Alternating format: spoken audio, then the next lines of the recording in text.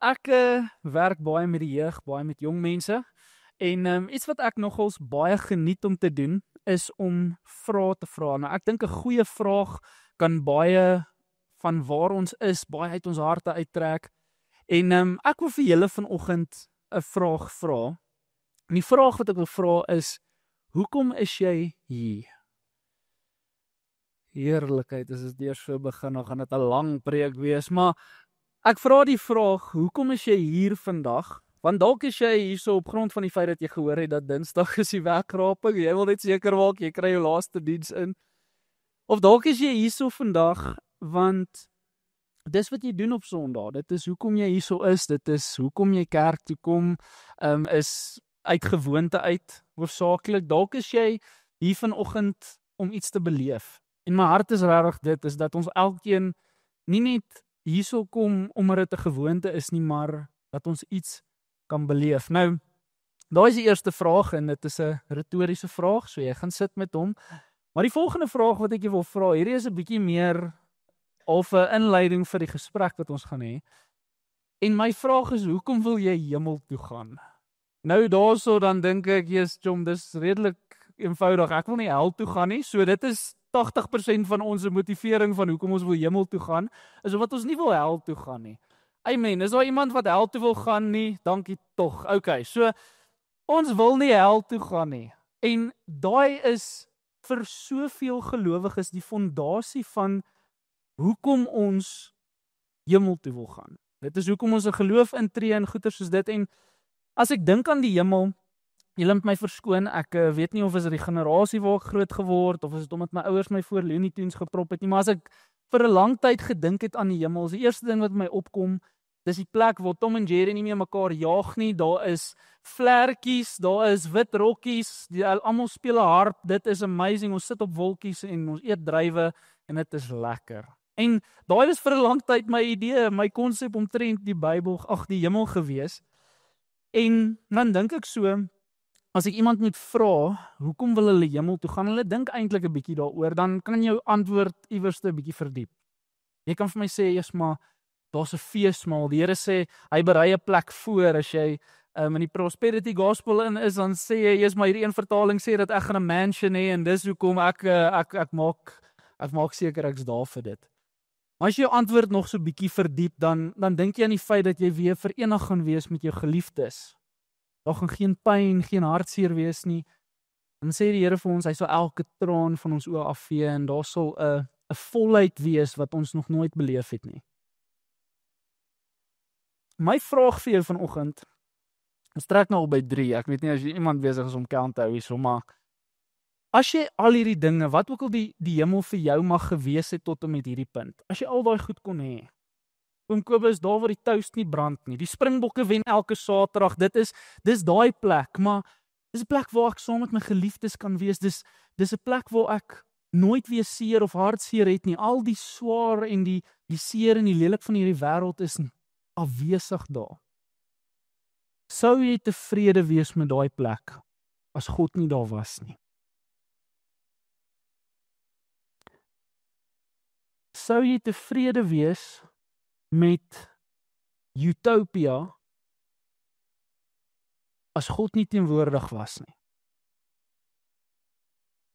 En ek weet, hier by Lighuis is almal baie heilig, en almal sê daar's nie 'n manier nie, maar ek moet bieg. Ek is skaam om te sê, dat vir 'n lang tyd was my fokus die dinge gewees. Die Maserati wat daarmee gepaard gaan, en die feit dat ek gaan die mooiste skoonheid kan beleef, en die dinge, die vrae wat ek kan antwoord, was daar dinosoure, so wat het met hulle gebeur, was daar aliens, gaan my hond daar wees, gaan my vriende my herken, hoe gaan dinge werk, al hierdie goeters is goed wat ek bedink wanneer ek dink oor die hemel, dis waar my gedagtes gaan. En ons weet, ons neem aan, weet, God gaan al wees, dis vanselfsprekend, maar vir hoeveel van ons is daai die trekpunt? Hoeveel van ons is daai die fokus? Hoeveel van ons dink aan die hemel en ons dink, man, teenwoordigheid van God in sy volheid, dis wat ek kan beleef elke liewe oomblik vir die res van tyd en verbytyd. Hoeveel van ons verlang na die teenwoordigheid van God en sien uit om saam met hom daar te wees? So dit is die intro vir hierdie boodskap. En die titel van my boodskap is die waarde van die teenwoordigheid vanuit die woord, vanuit die Bybel. Nou, as ons praat oor teenwoordigheid, ek hou altyd daarvan, ek het nou al van tevore as ek gepreek het, preek ek oor heiligheid, ek hou daarvan om 'n woord te definieer, en as ons gaan kyk na teenwoordigheid vanuit die woord, dink ek 'n goeie plek om te begin is die eerste plek waar ons dit sien.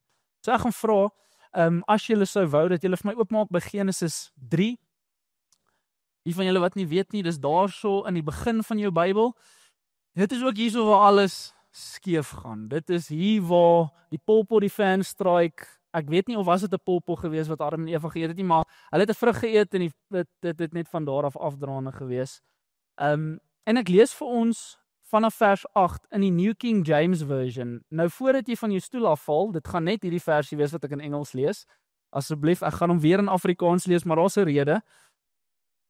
Genesis 3 vers 8 in the New King James Version. And they heard the sound of the Lord God walking in the garden in the cool of the day.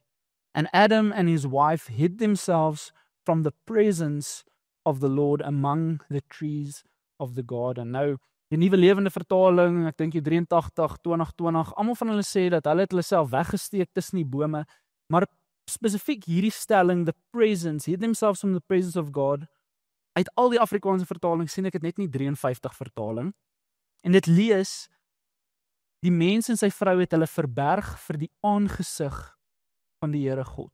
Nou hierdie woord aangesig of presence is die Hebreëse woord panim. Ek sit hom vir julle daarso op. En dit beteken letterlik gesig en dan saam met dit teenwoordigheid. Dit is 'n ongelooflike kragtige woord. Dit word in 'n klomp verskillende kontekste gebruik reg deur die Bybel, maar hierdie woord panim beteken eerstens gesig. En ons sien hierso in die heel begin het God alles geskape en hy het man en vrou geskape en die eerste en een van die mooiste dele van die volheid van wat skepping supposed to was om te wees, was God saam met die mens. En ons 'n klomp slim ouens wat nou in diepte die skrif gaan bestudeer en sê, maar ons weet dat hierdie was nie 'n algemene ding nie, want die casual nature wat God wandel was asof dit is iets wat algemeen gebeur het. Maar wat julle moet verstaan is reg voor hierdie punt is waar Adam en Eva ongehoorsaam is en hulle eet van die vrug van die kennis van goed en kwaad. En iets omtrent sonde maak dat ons geskei word van die teenwoordigheid van God. En ek gaan nie te veel diepte ingaan nie, ons het gepraat al, ek persoonlik tog gepraat oor die heiligheid van God en wat dit vereis van ons, maar in God se heiligheid kan daar nie sonde wees nie. En die eerste ding wat ons sien is, die mens sondig en hulle steek hulle self weg en dan verder gaan God die Vader of God altans en hy spreek die vloeke uit en hy dryf hulle uit die tuin van Eden uit en dan sien ons van daar af hoe hierdie ding aanhou gebeur. Ons sien eintlik met Kain, net nadat hy vir Abel doodgemaak het, hoe die Here hom voor sy aangesig wegdryf. Hy gebruik weer daai woord panim, voor sy panim weggedryf het. En dis basies waar ons begin wanneer ons praat oor die teenwoordigheid van God. Is hoe dit ontbreek het by die mens. Nou, God se hart en God se plan, ons het gepraat oor God se missie vanuit die woord, en dat sy plan en sy missie was om ons te verenig, en ons sien dit reg deur die Ou Testament, spesifieke plekke wat gebeur, maar as daar een persoon is, wat ek dink ongelooflik waarde geheg het aan die teenwoordigheid van God, was dit Moses gewees. En ons gaan vandag 'n bietjie stil staan by Moses, wat hy beleef het, en net die intro voordat ons praat oor Moses en die klomp verskillende goed, is Exodus 33 vers 15. En ons gaan so deur Exodus, ons gaan Exodus 3 toe vinnig daar stil staan, maar ons gaan terugkom na Exodus 33 toe, want dit is 'n ongelooflike stuk wat handel oor die teenwoordigheid, die aangesig van God, Moses se belewenis daarin. Exodus 33 vers 15, en soos ek sê, jy kan 'n merkertjie maar daar sit. Moses sê vir hom, hierdie is God, as u nie self saamgaan nie, moet U ons nie eers 'n tree van hier af laat beweeg nie. Man, daai is 'n ou wat se prioriteite reg was. Vergeet van Delaray, Moses is soos, Here, as U nie saamgaan nie, dan wil ons nie saamgaan nie. Moet ons nie enkele tree van hier af wegvat nie. Nou die eerste ontmoeting waar Moses vir die eerste keer blootgestel word in die teenwoordigheid van God is in Eksodus 3. Ons ken die storie van die brandende bos, maar ek wil weer hierso net vir 'n oomblik stil staan en 'n paar goed vir julle uitlig omtrent Moses se posisie, sy gestalte in hierdie spesifieke konteks. Eksodus 3 vers 2 tot 6. Ek lees vir ons in die Afrikaans 2020 vertaling. Daar het die engel van die Here aan hom verskyn in 'n vuur wat uit 'n doringbos opvlam. Moses het gesien daar is 'n doringbos aan die brand, maar die doringbos word sowaar nie verteer nie. Toe dink Moses, ek moet afdraai sodat ek na hierdie buitengewone verskynsel kan kyk. Waarom brand die doringbos dan nie uit nie? Dis 'n redelike logiese ding om te doen. Ek dink ek sou dieselfde doen. Toe die Here sien dat hy afgedraai het om dit van nader te bekyk, het God na hom geroep uit die doringbos, Moses, Moses. Hy het geantwoord, hier is ek. Toe sê die Here, moenie nader kom nie, trek jou sandale van jou voete af, want die plek waarop jy staan is heilige grond. Amazing stuk. En ons ken dit, ons het al van Sondagskool af leer ons van hierdie spesifieke stuk uit die Bybel uit. Maar daar's twee goed wat hier gebeur wat ek wil hê, wat ek nou op gaan klem lê, en ons gaan later in die boodskap gaan ek weer terug verwys na dit toe.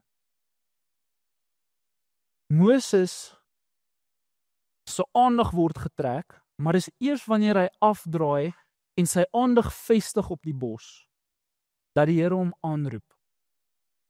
First thing, hy draai na die bos toe. Die tweede ding is, hy kom daarso, dan sê die Here vir hom, moenie nader kom nie, trek jou sandale uit. Maar vir 'n lang tyd het ek nie geweet wat hierdie beteken nie, ek het 'n klomp theories gehad, ek gaan nie hulle nie eens deur alles vat nie, maar wat so mooi is, in een van die commentaries sê David Gusick, dat daar was iets omtrent die sandale uittrek, wat vereis het dat Moses met 'n nederigheid moes naderkom.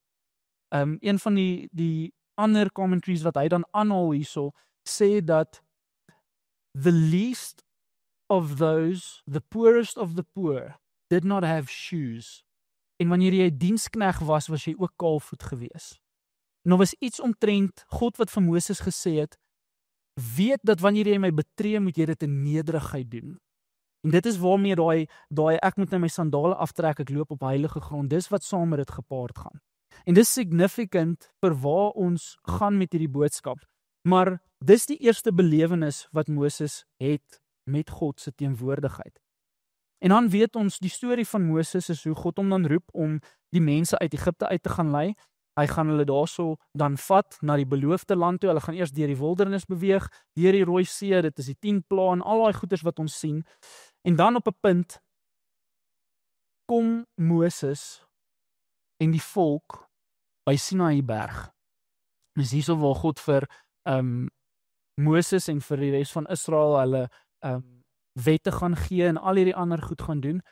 Maar hierdie scene, en dis vir my so cool, ons wy gisteraan terug van 'n troue af.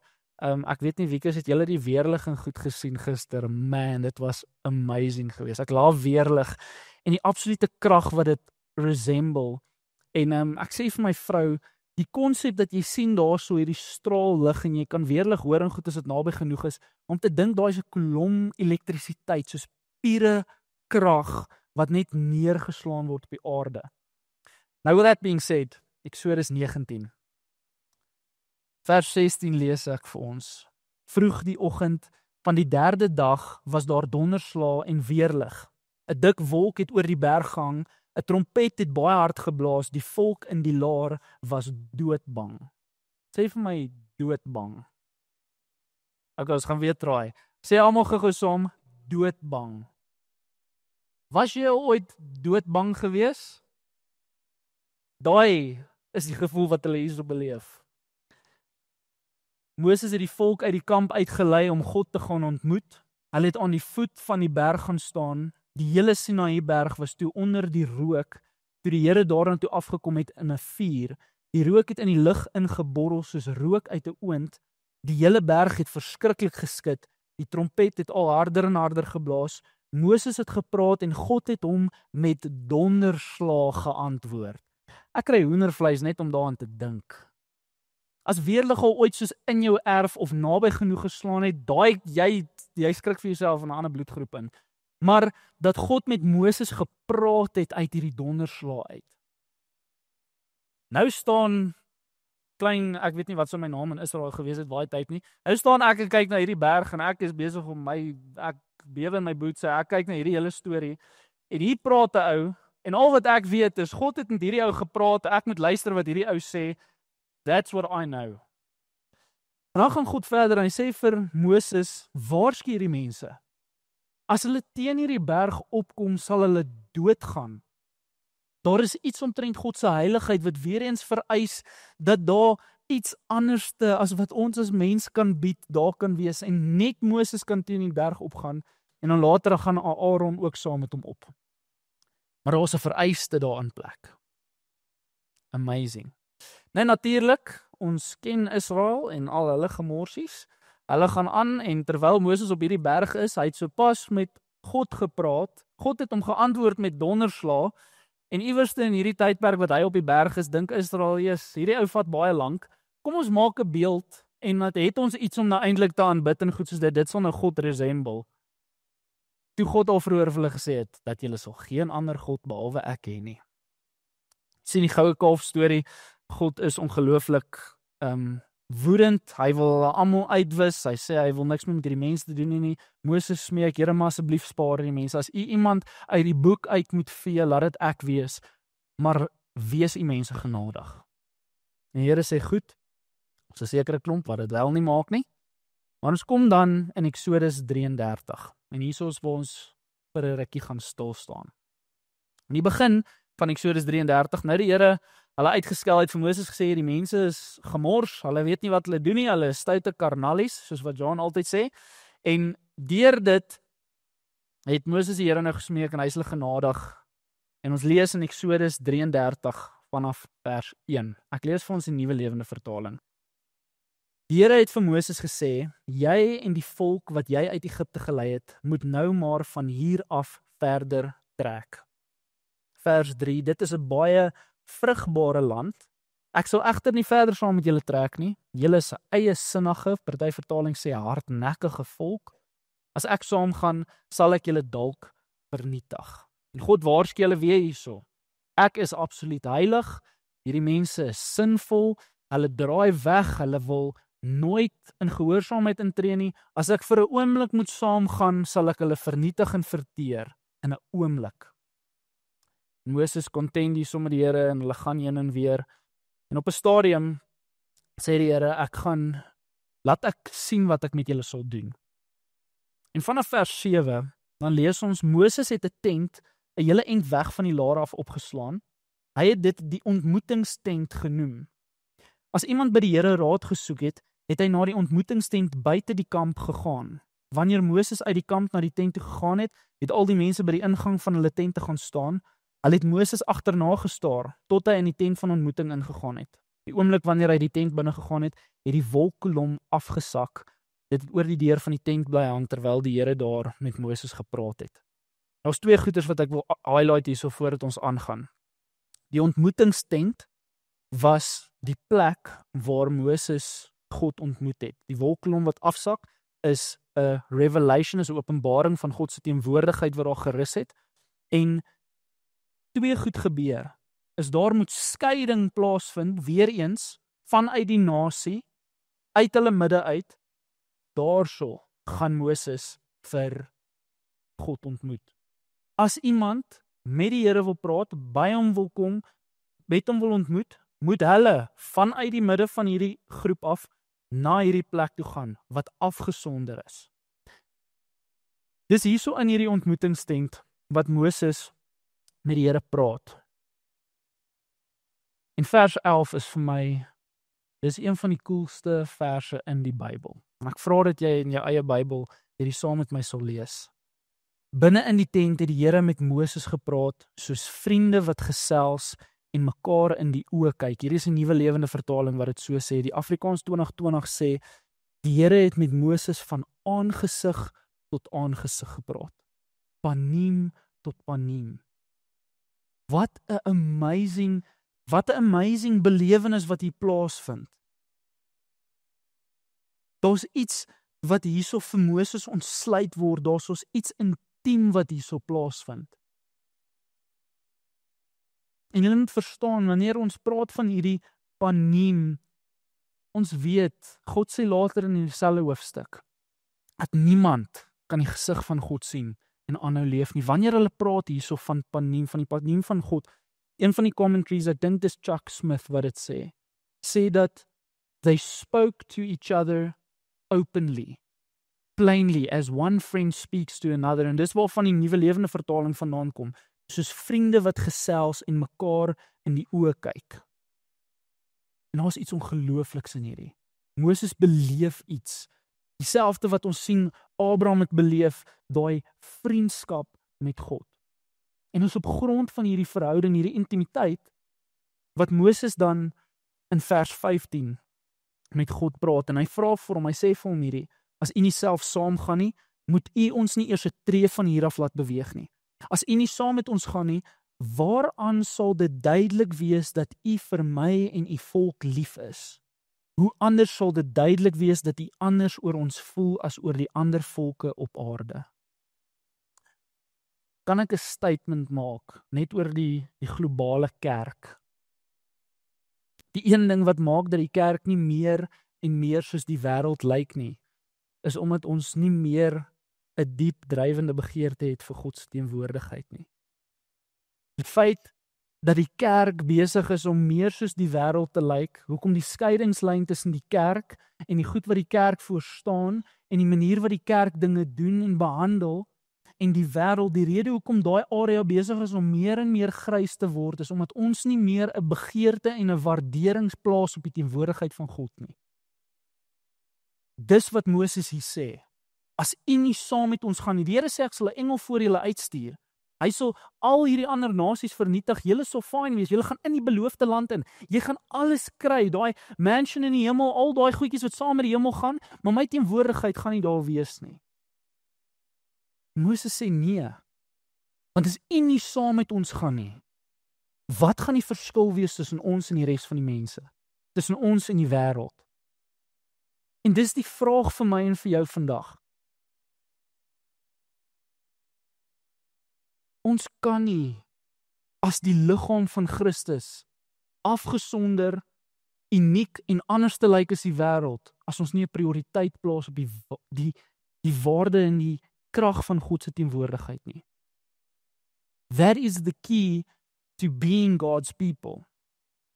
En dan antwoord die Here vir Moses, goed, ek sal dan doen wat jy gevra het, jy dra my goedkeuring weg, en dan eindig hy vers 17 met hierdie, jy is my vriend. Op grond van daai intimiteit, daai aangesig tot aangesig, daai no holds barred, soos daai konsep, hulle beleef iets, daar's iets intiem wat plaasvind. En dan weet ons, deur die Ou Testament, dan sien ons sekere goed word in plek gesit. Daar word 'n waarde geheg aan die teenwoordigheid van God. Daar's die tabernakel, daar's die tempel, die verbondsark. Ons sien hoe profete namens God praat en mense weer terugbring na daai plek toe waar hulle afgoderry en goeders aan wegval, en daar's iets omtrent die teenwoordigheid van God wat saam met die mense beweeg. Maar steeds draai mense in hulle sonde weg, hulle vergeet, hulle for some reason mis die merk. Maar die Here het 'n plan. Van die begin af het hy 'n plan in plek gesit. En ons lees in Jesaja 7 vers 14 die volgende. Daarom sal die Here self aan julle 'n teken gee. Kyk, die maagd sal swanger word en 'n seun baar en hom Immanuel noem.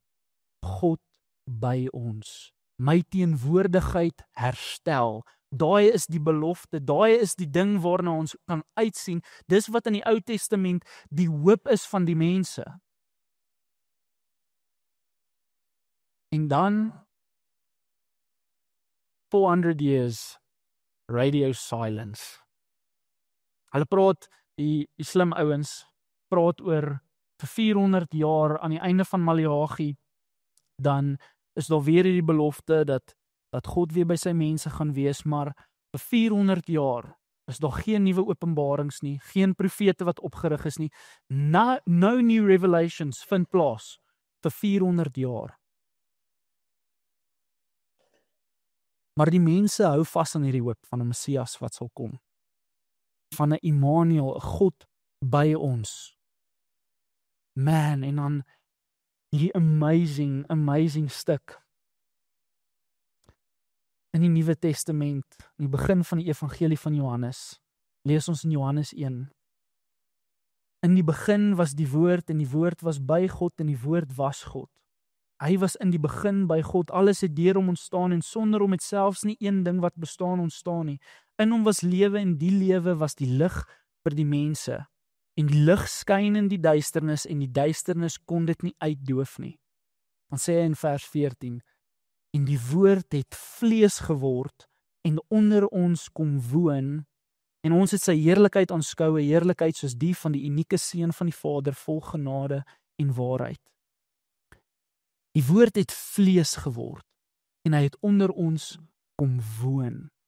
Daai woord woon beteken, of is skeneo in die Grieks, in die Nuwe Testament, skeneo, en dit beteken tabernakel. Hoe amazing is dit? In die Ou Testament word die verwesenliking, die embodiment van God se teenwoordigheid word vasgevang in hierdie tabernakel, en met die verbondsark. Daai raak die punt waar God se teenwoordigheid erken word. En dan sê dit vir ons in die Evangelie van Johannes, dat hy het gekom, die woord het vlees geword, en hy het onder hulle kom tabernakel. Hy het sy teenwoordigheid weer tussen sy mense kom vestig, hy het sy tent opgeslaan in hulle midde. A amazing revelation. En dan sien ons hoe Jesus in sy jare van bediening, ons sien deur die evangelies, hoe hy saam met sy disippels woon en wandel, en hy's in hulle teenwoordigheid, en hulle beleef iets omtrent hom, en Jesus kom en hy doen wonderwerke, en hy doen ongelooflike goed in die tydperk wat hy op aarde is. Maar ons weet dat ultimately is daar 'n doel vir Jesus op aarde. Daar is 'n doel vir die Messias om te gekom het. En hoekom hy so was om op daai kruis te hang. En ek is in awe van die God wat ons dien. Wanneer ek besef die rede hoekom hy daar gehang het gegaan oor hierdie teenwoordigheid. Hy wou iets omtrent daai teenwoordigheid kom herstel. Maar julle, ek het in my lewe nog nooit iets so amazings gesien soos toe ek in hierdie voorbereiding lees wat gebeur op daai oomblik terwyl hy op die kruis hang nie. Julle kan vir my oopmaak by Matteus 27. En hierso is Jesus vervolg, hulle het hom uitgelewer, hy is op die kruis, en vanaf vers 45 wil ek vir ons lees, Matteus 27, vers 45 tot 46. Van 12 uur af het dit oor die hele land donker geword, tot 3 uur die middag. Teen 3 uur het Jesus baie hard uitgeskree. Eli, Eli, lama sabachthani, wat beteken my God, waarom het U my verlaat? Nou as jy 'n rukkie al saam met ons journey het John, toe hy deur die studie van Johannes gewerk het, praat hy spesifiek oor hierdie tyd, en ons weet dit wat Jesus hierso doen, is hy haal 'n stuk uit Psalm 22 aan. Hierdie is 'n messianic psalm, wat basies profeties geskryf is deur Dawid vir wanneer Jesus gekruisig sou word. Hy skryf goed soos, hulle het my kledingstukke, hulle het loetjies getrek vir my kledingstukke, hulle het my bespot, al hierdie ander goeders, en dit verwys na die kruisiging toe. Maar iets ongeloofliks word vasgevang in hierdie 2 verse. Van 12 uur af het dit oor die hele land donker geword tot 3 uur die middag. Teen 3 uur het Jesus baie hard uitgeroep, Eli, Eli, lama sabachthani, wat beteken, my God, waarom het U my verlaat?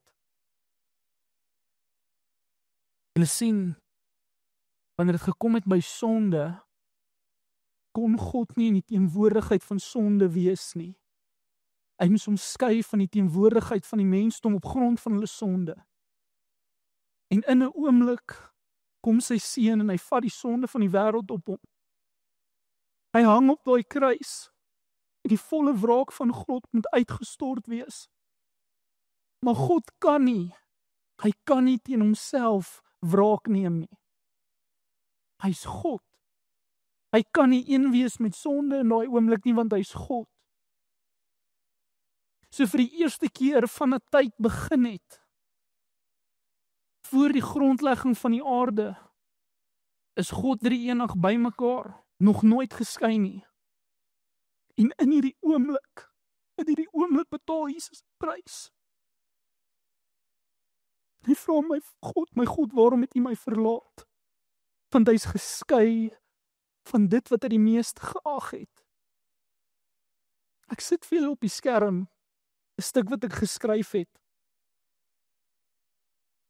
Daar was iets omtrent die teenwoordigheid wat Jesus so hoog geag en waardeer het, dat hy homself gewilliglik geskei het van dit wat hy die meeste waardeer het, eenheid met die Vader, sodat ons nie sonder hom sou lewe nie, maar vir ewig met hom versoen sou word.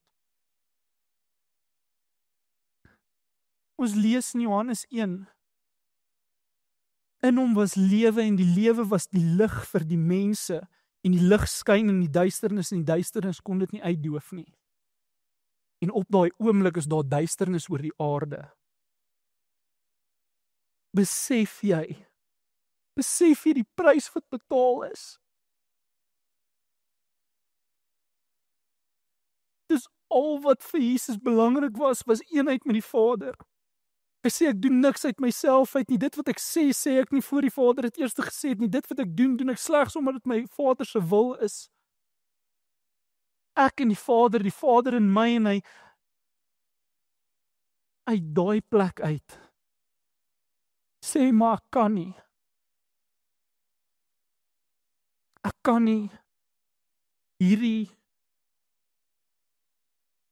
ten volle geniet en waardeer as my mense van my geskei is nie.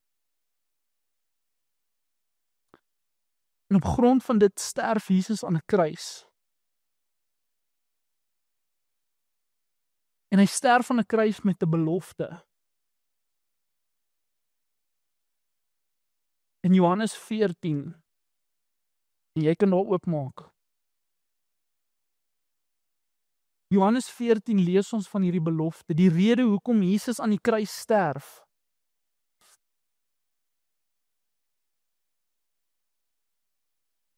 Ja, hy betaal daai prys vir die versoening van ons sondes. Maar hy betaal daai prys. Ons lees vanaf vers 15. As julle my liefhet, sal julle my opdragte gehoorsaam. En ek sal die Vader vra en hy sal vir julle 'n ander raadgewer stuur om vir altyd by julle te wees.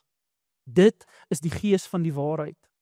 Die wêreld is nie in staat om hom te ontvang nie, omdat hy hom nie sien of ken nie. Julle ken hom egter omdat hy by julle gaan bly en in julle sal woon. En dan sê hy, maar ek sal terugkom na julle toe. Nog net 'n klein tydjie en die wêreld sien my nie meer nie, maar julle sien my nog, omdat ek lewe en julle sal lewe. Op daardie selfde dag sal julle goed weet dat ek in 'n hegte verhouding met my Vader leef en julle met my en ek met julle.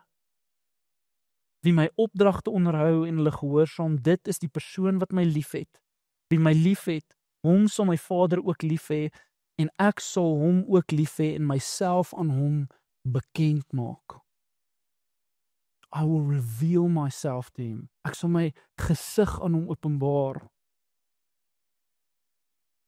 Maar die hartseer ding, die rede hoekom ek hierdie boodskap preek vandag, is want ons glo dit nie. Ons glo nie dat wanneer Jesus sê, ek sal vir julle 'n ander raadgewer stuur, wat vir altyd by julle sal wees, dink ons nie aan die feit dat die God wat vir Moses by Sinaï berg ontmoet het, die God wat uit die brandende bos met hom gepraat het, daai God is by my en jou.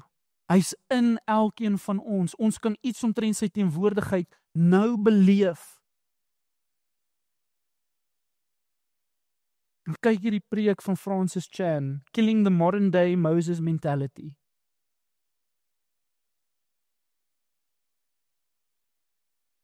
Hy sê vir die mense, ons lees hierdie goed van Moses. Ons lees hierdie goed van Abraham, ons lees van 'n Henog, waar hulle met God gestap het. 'n Elia wat iets beleef het omtrent die Here in so 'n awesome manier. Maar ons diskwalifiseer onsself en ons sê, dit kan nie ek wees nie. Kan nie ek wees nie, Kyle. Gaan jy teen die berg op? Ek gaan hierso sit, ek wag vir jou. Gaan jy teen die berg op, gaan hoor wat die Here sê en kom vertel jy vir my wat die Here sê. Ek wil vir jou iets amazings vertel vanoggend. Jy hoef nie meer teen daai berg op te werk nie. Hy het teen die berg afgekom. Hy het op 'n kruis kom hang sodat ek en jy iets omtrent hom weer kan beleef. Maar my vraag is, glo jy dit vanoggend?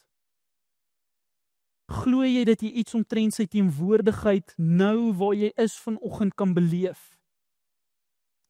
Vir die van julle wat nie weet nie, omdat ek hierdie nog nie baie lank doen nie, wanneer ek besig is met 'n boodskap, dan doen ek oefenpreke en dan moet ek basies, soos wat julle hierso sit John, en hy sit nie so uitgesprei soos julle, hy sit op een plek.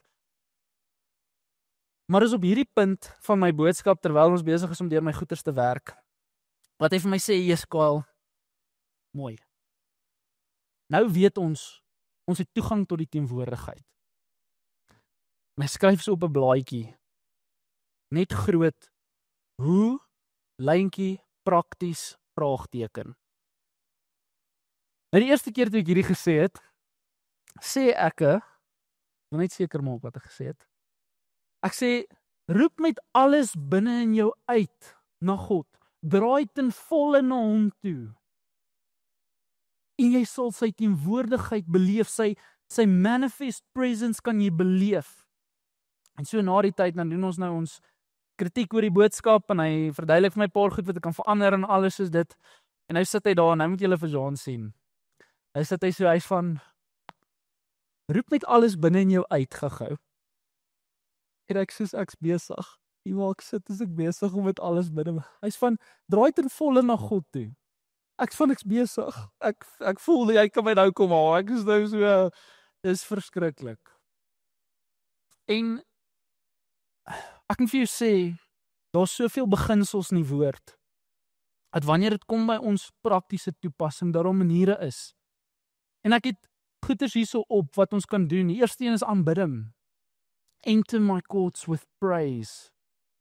Om sy naam groot te maak, om hom te aanbid is so 'n kragtige manier om hom te benader. Die volgende punt, gebed. Dit is hierdie intieme gesprek wat elkeen van ons het. Ons kan met die Here praat, ons kan hom aanroep, en die woord sê vir ons dat hy luister vir ons. Die derde een is tyd in die woord. Ons as gemeente het so ongelooflike liefde vir die woord, en ons heg soveel waarde aan die woord. En as jy jouself daarin vind, en jy verloor jouself in die woord, as ek oortuig daarvan dat die Here se teenwoordigheid, dat jy iets omtrent dit sal beleef. En dan laastens, dit wat Johan gesê het van gehoorsaamheid. Ons kan nie net hoorders van die woord wees nie, maar ons moet doeners wees. Ons moet gehoorsaam wees. En julle, ek sit daai 4 vir julle daar op, dat neem 'n foto. That's the way. Dis die stappe.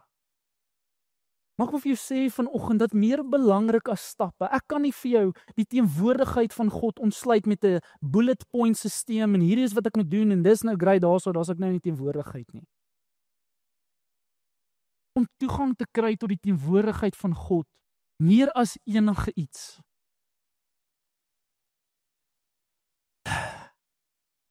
Vereis 'n hartstoestand en dat ons glo dat ons wel kan. Ek praat in die oplei na hierdie boodskap toe met 'n paar mense net om te hoor waar is mense met in terme van teenwoordigheid, wat beleef hulle omtrent die Here? Ek praat met 'n vrou, julle wat nou die dag hierso in die diens was. Sy sê vir my, Kyle, ek is al in die kerk vir 25 jaar lank. Vir 25 jaar lank gaan sy kerk toe. Sy sê ek het hierdie Sondag, wanneer ook al dit was, ek vir die eerste keer vol gevoel. Vir die eerste keer in 25 jaar van boksiestiek en kerk speel, het sy iets beleef omtrent God se teenwoordigheid. Ek kan nie vir julle genoeg stres dat om by God uit te kom, hoekom jy hier moet wees, is nie om by 'n Moses of by 'n John of by 'n Kyle of by iemand anders te hoor nie. As jy nie hier is om die teenwoordigheid van God te beleef nie, you're missing the point. As jy nie die woord lees en jy is besig om dit te lees met 'n openbaring van die Gees wat kom en sy teenwoordigheid vasmaak in daai oomblik nie, dan beteken dit vir jou niks nie.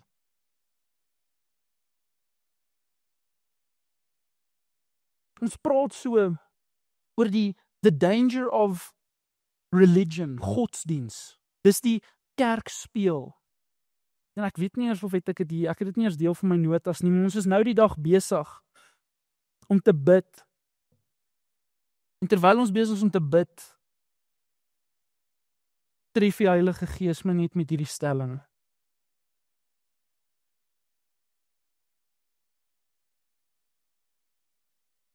Maar lekker as ek dit nie kan kry nie.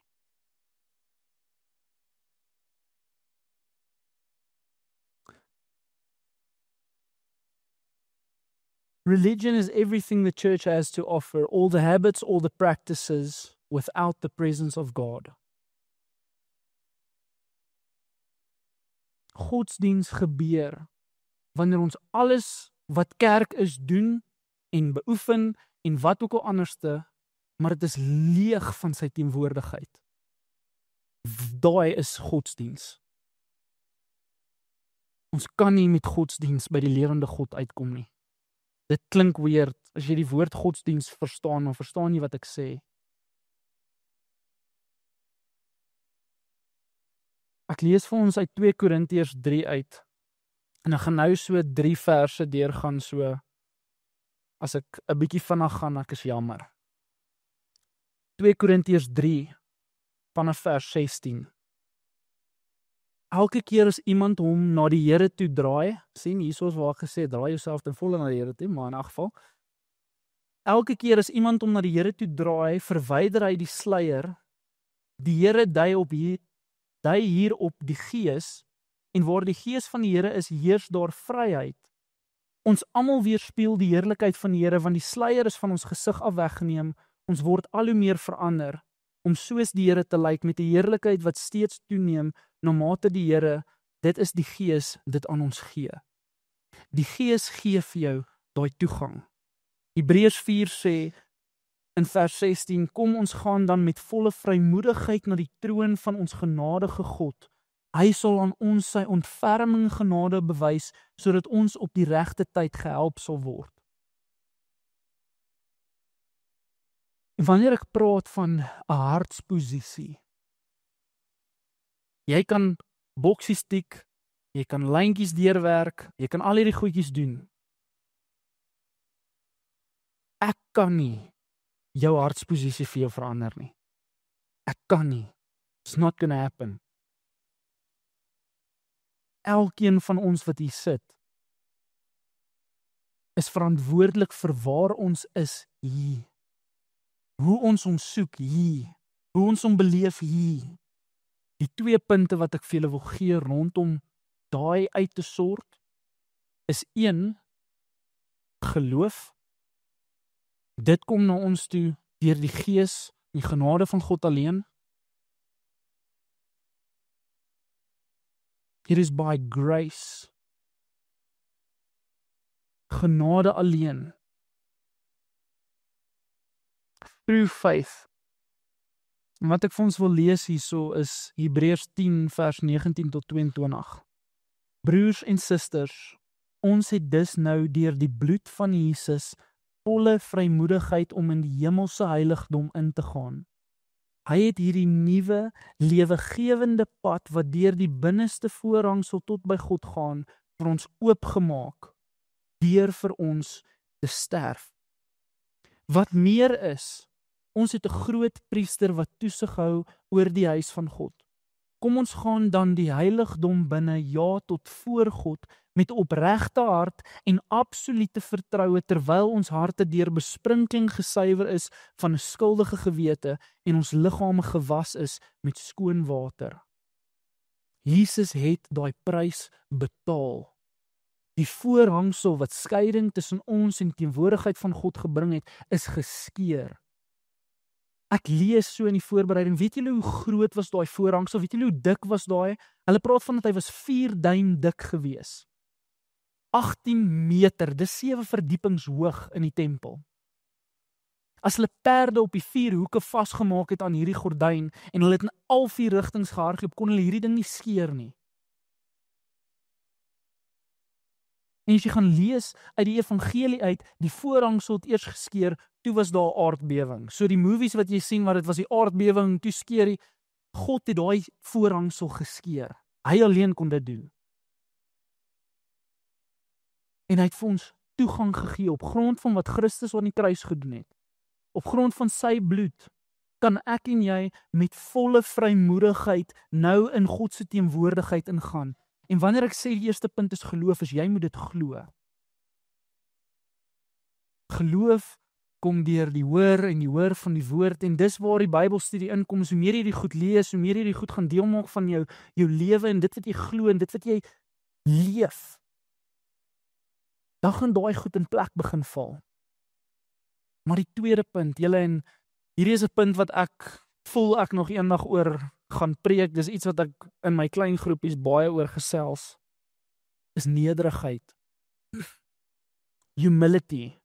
Ek het dit met Romien gesit en gesels nou die dag in die kantoor. Moses het al hierdie goed beleef omtrent God. Weet julle wat sê die Bybel omtrent Moses?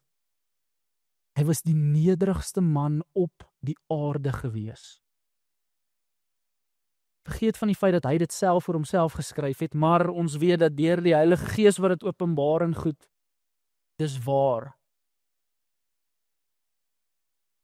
Hy was die nederigste mens op die aarde gewees. Sy sandale, daai punt, daarso waar die Here vir hom sê, maar trek jou sandale af, jy loop op heilige grond. Daar's 'n submission wat moet plaasvind. Dis moeilik vir ons. My wêreld wentel om my, Kyle, of ek happy is, of ek hou van die worship liedjies wat gespeel word, of ek hou van die preek, of ek voel dat hierdie beteken vir my iets. Dis waaroor dit gaan. Ons moet onsself van daai troon afhaal. Het gaan nie oor ek en ek en ek, me, myself en I nie. Daai is die drie eenigheid wat te veel mense besig is om te aanbid op hierdie stadium.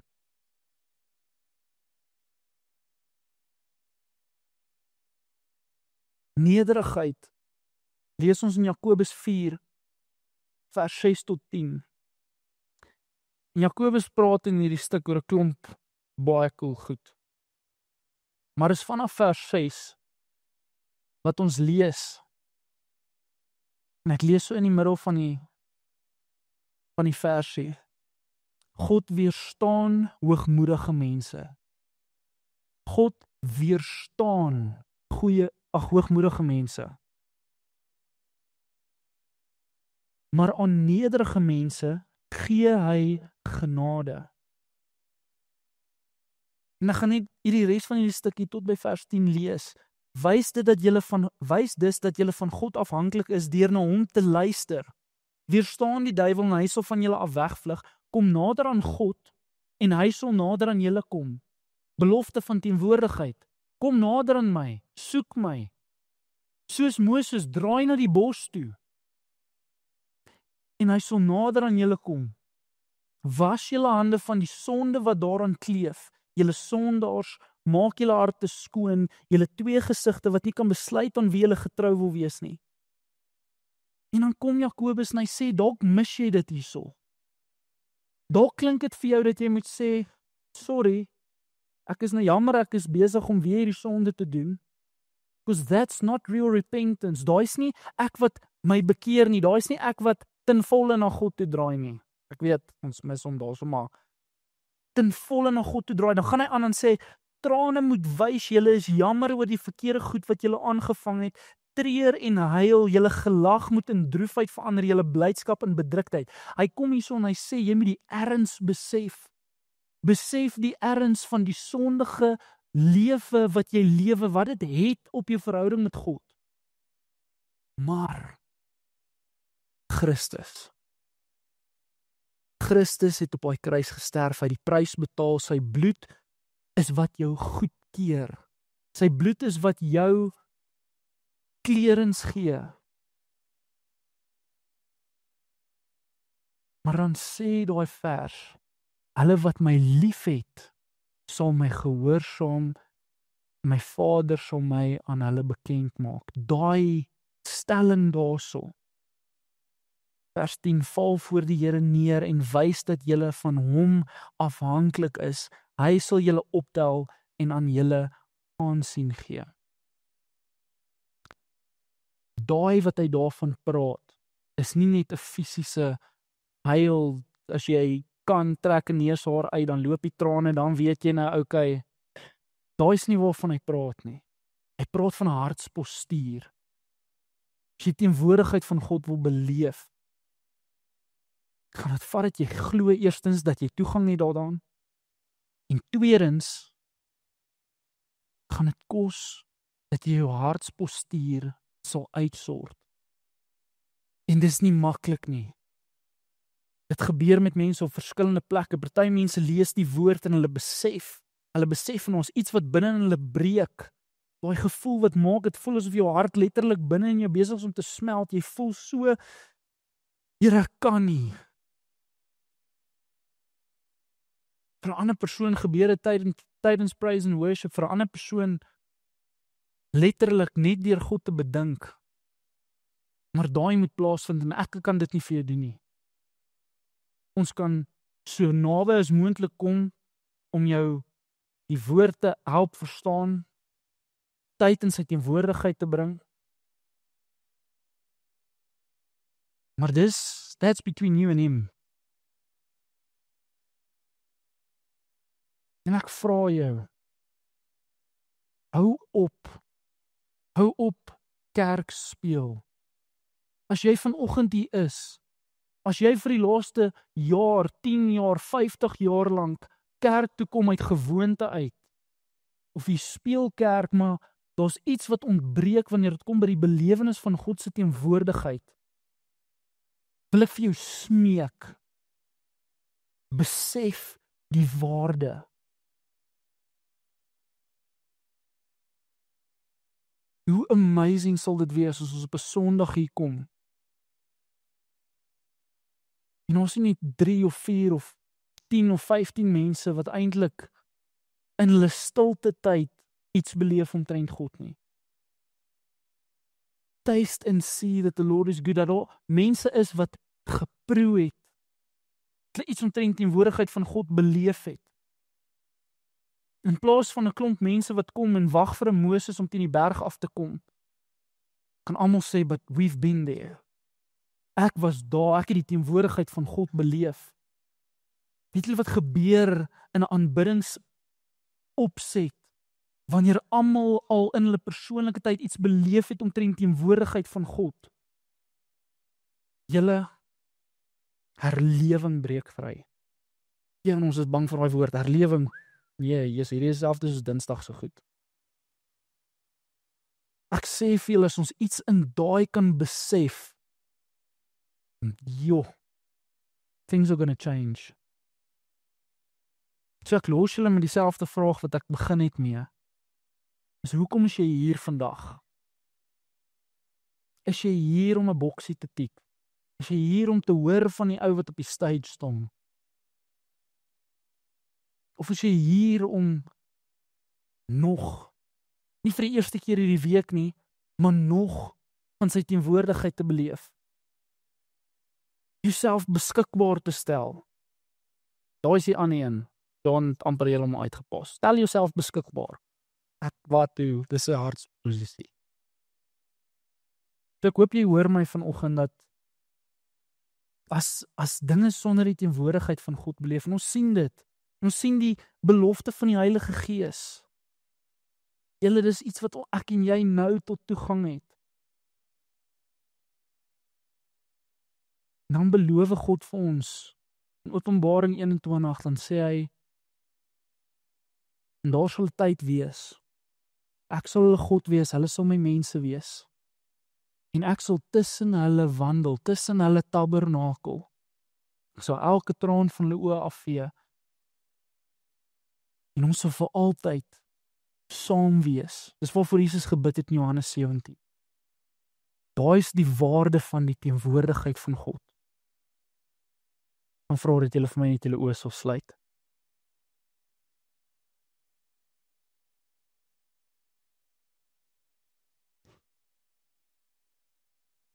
Here, ek besef so dat daar is niks. Daar is nie 'n groter geskenk as u teenwoordigheid nie. Kon ons die beloofde land, die land van melk en honing en al ons hartsbegeertes en elke liewe ding wat vir ons nog ooit belangrik was, Here, kon ons toegang gehad het tot dit toe. Maar u teenwoordigheid moes ontbreek. Here, mag elke hart verklaar vanoggend dat ons dit nie wil hê nie.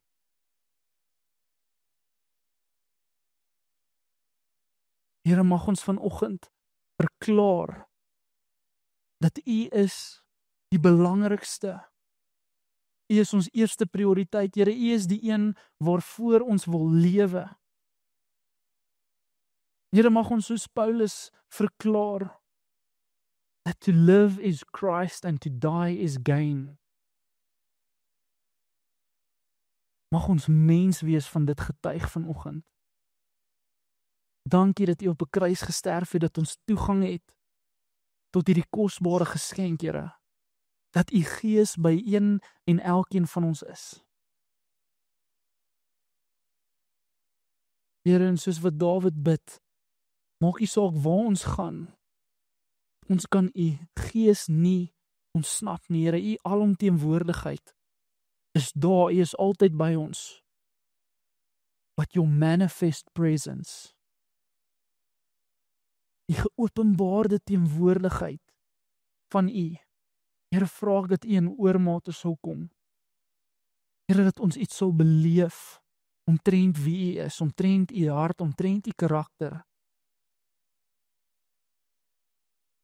Ons dank u net. Ons bid dit in Jesus naam. Amen.